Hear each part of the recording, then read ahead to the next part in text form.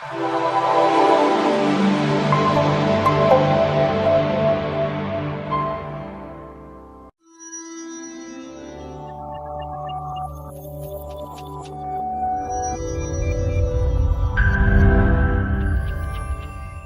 to the Become Investable podcast, where we teach you how to double your chances of getting funded and invest like a genius. Kerwyn, it's a pleasure to have you on the show, brother. How you doing? Yeah, it's a real pleasure, Kev. Invest like a genius. I don't know about that. So I want to start this off with a memory. I remember September 2010. It was our brother Sean's birthday. Mm-hmm. You, him, myself, Uncle Ray, we went out for dinner that night and we had some drinks, we were having a good time. It was a nice boys' night. And you put a question to the group. You said, all right, gentlemen, what is one goal you want to achieve by the next year? I think I said something about pass some exam, which I didn't pass. Sean said, I can't remember what Sean said, I can't remember what Ray said either. But you said that you want to own your own investment management company. That was September 2010. In February 2011, just a month before our dad passed away, you rebranded from AIC Capital Market Brokers to KCL Capital Market Brokers. So what was the thought process behind that, and how did you get that in motion? You got a great memory on that one. But I'll never forget that name. I think it starts right there. It started with that idea. Like most things we do, that's the way they start, with an idea.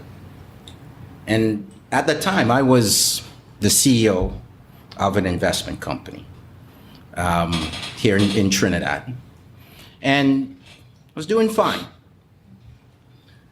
But I realized, and great bosses and great people to learn from, but I realized that my upper limit was capped. Because no matter how well I did, I'm still an employee, even as the CEO. And the way this business was set up, most of the ideas that were in motion were coming from the team on the ground, right? Not the board, not knocking the board in any way. Of course. Not the owners. Mm-hmm. It was the managers, led by me. So what I was looking at, I said, if the company does poorly with the ideas that I've put in place, and the strategy that we're following, if it does poorly, just like any sports team, who's first to go? Right. It's going to be the managers, the coaches to go. Mm-hmm. And what if it does well? Well, I got all the downside risk if it does poorly, but I have a capped upside if it does well. And prior to that dinner with Ray and Sean and you, I was thinking about that because we're getting ready to sell two of these companies or merge these companies with a larger financial institution. And I was co-leading that negotiation with a man I respect a great deal. And I was proving, as the CEO to another entity, the quality of this business, why this is something to invest in. Why it's something for them to buy. But as I was making the case for them, I was making the case for me. Because they were still saying, well, will you stay on the CEO? Yes, I'll stay on the CEO. And they were looking at who they would pick from the team to run this. And if I was making the case for them, it meant not only did I have to generate profit for the existing owners, I also had to generate enough profit to satisfy the new owners. And the ideas, they weren't bringing in ideas. They were supporting my ideas. So I asked myself, why can't I support my own ideas? Right. I had all the downside risk because if the ideas fail, the ideas fail. Mm-hmm. But if the ideas succeed, great bonus, and I wasn't an owner. I didn't own one share. Mm-hmm. So I said, why don't I just break the cap off the upside? So that was the flash that came to me late in my opinion, because I was in my early 40s then, probably 41. It's a young man still. Oh, thank you. So, but that was, well, about almost approaching 9 years ago. But when I did that, then I went and I sat down with, that deal ended up not closing. But I sat down with the owners, who were already wealthy men, and one, a billionaire, one of the wealthiest men in the world. And I spoke to his right hand. I went up to their offices in North America, and I sat down and I said, the next stage of my career, I want to work with folks as opposed to work for folks. Mm-hmm. Because they're at the core, they're good people. So we started mapping out how we could make that happen. And in the end, I was able to negotiate the purchase of their company, one of the two companies I was the CEO of at the time. Right. This was AIC Capital Market AIC Brokers. Capital Market Brokers and Right. AIC Finance. Okay. So I was able to negotiate the purchase of AIC Capital Market Brokers. And we structured a deal that worked well. We're able to use their brand name for the first 6 months and maintain the relationships we've established with the clients. I spoke to my management team principally, and if there were about 30 people in the company, 30 to maybe about 42, I think, at the time, I probably asked about 10 to 12 to join me. And I said to them, look, I think I have enough capital to pay you guys for 1 year. If we're not flying by that time, I don't know. That was at their current salaries. At the current salaries, everything. No one. Matter of fact, the thought was that I would have to shrink salaries when people came to join me. Right. Mm-hmm. Salaries ended up going up. Wow. Salaries ended up going up. And here is the thing about it, and this is the big eye opener in the whole thing for me. One, no one blinked in terms of the team. They all joined. Everyone I asked joined. And they're still here. So we built together. And what I did is I offered them part ownership as well. So we became a management-owned company. And I think a leading, and one thing I'm absolutely proud of. At that time, and even now in our management team, we're predominantly female-led, with the exception of me on any given day. Right? So that is the team that we put together as an investment company. But it started with that idea that said, why not? And when I started to look at risk differently, the risk was staying an employee, and because I risked the opportunity. I risked the opportunity cost of putting my ideas in motion, seeing if they can grow and produce wealth for generations. Right. So I was putting actually my children's wealth at risk by staying an employee in a space that I know and ideas that are already mine. And it was fair. It was fair of, well, what if people don't take my shingle because I was under another shingle? What if they don't accept my shingle? And they don't follow me because I'm not a billionaire already. But they were already buying our products. So it was a little easier because we had something that was working. And then we built on that.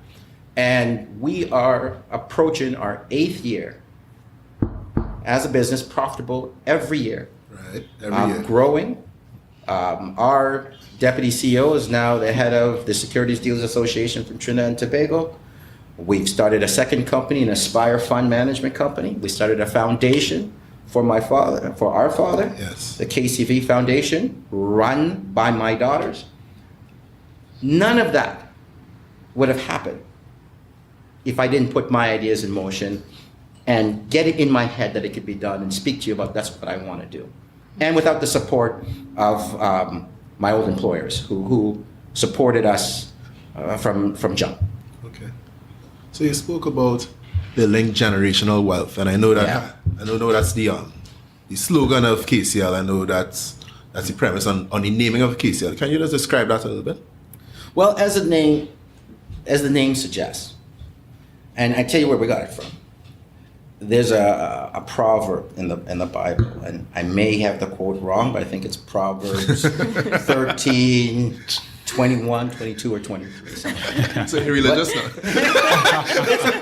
There's wisdom. You can get wisdom from anywhere in the world. And the proverb says that a good man leaves an inheritance for his children's children. Mm-hmm.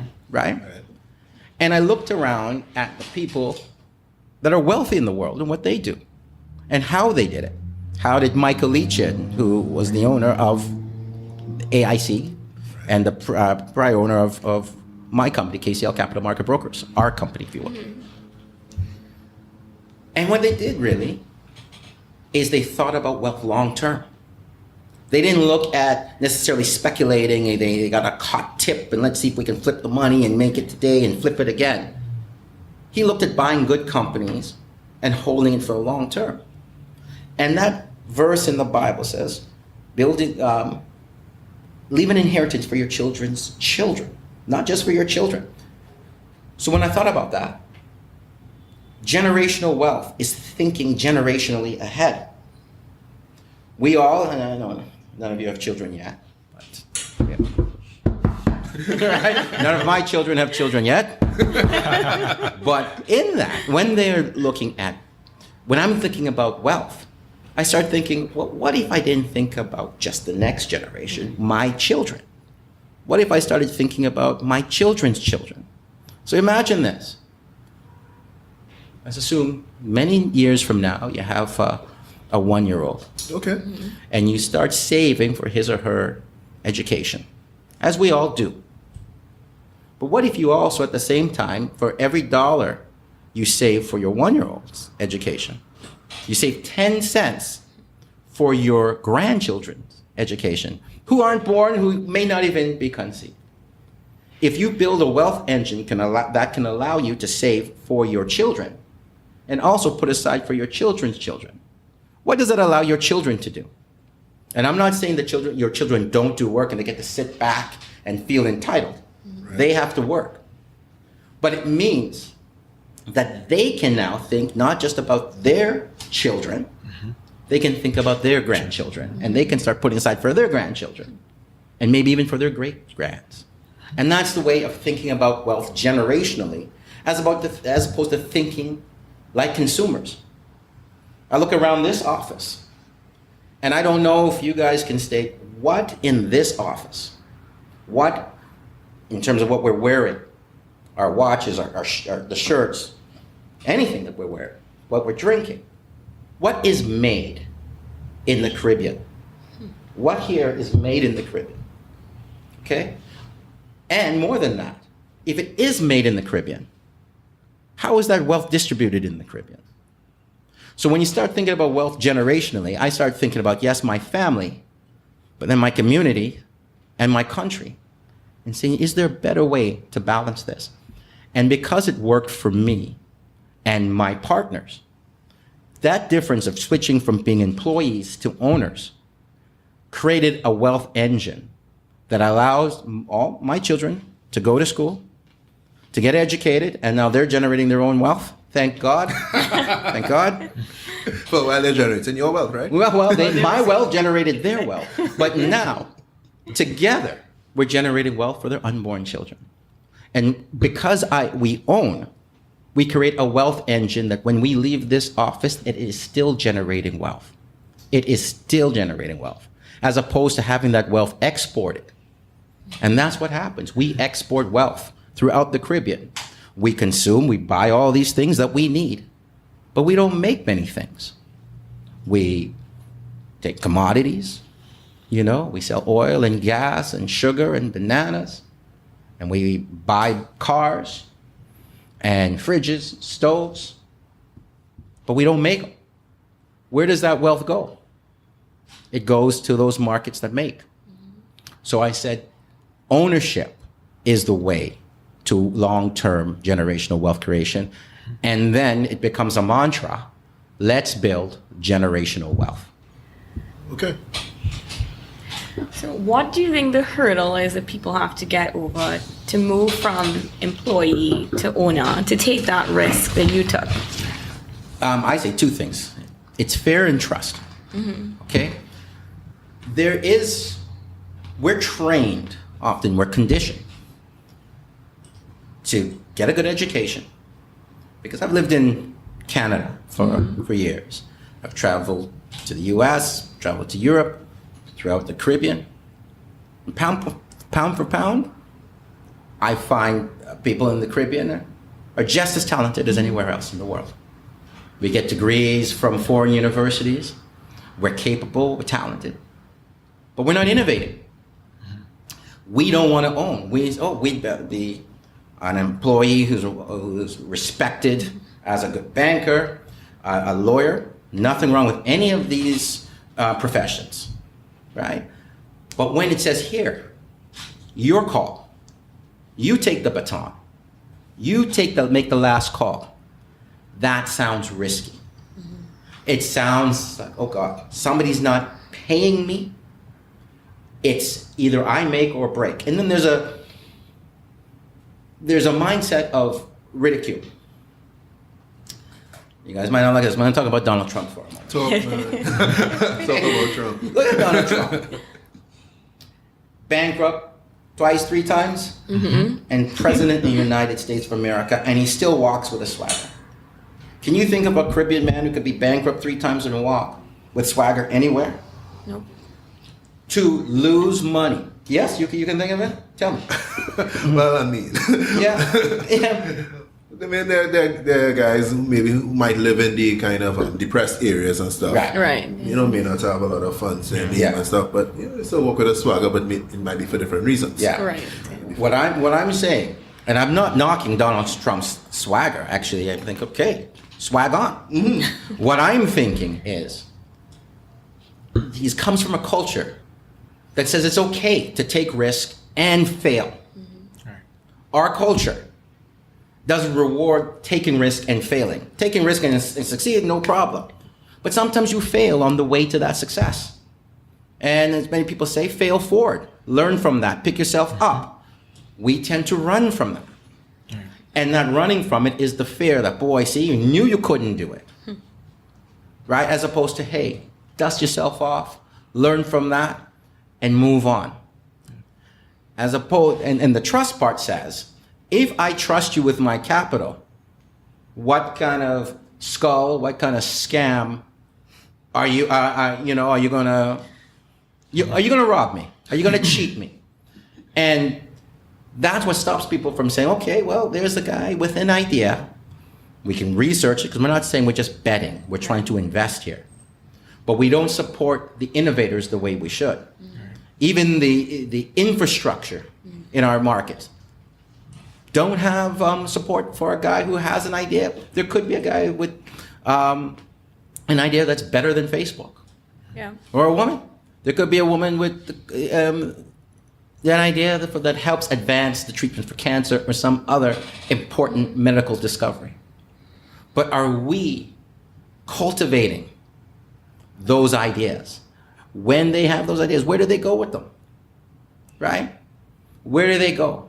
So we're trying to create that infrastructure. The infrastructure is not here, but you have to trust that when you put money in some of these things, that those people are going to be good stewards of that capital. And we have to get away from the fear mentality that says, other people know how to do that, we don't know how to do that.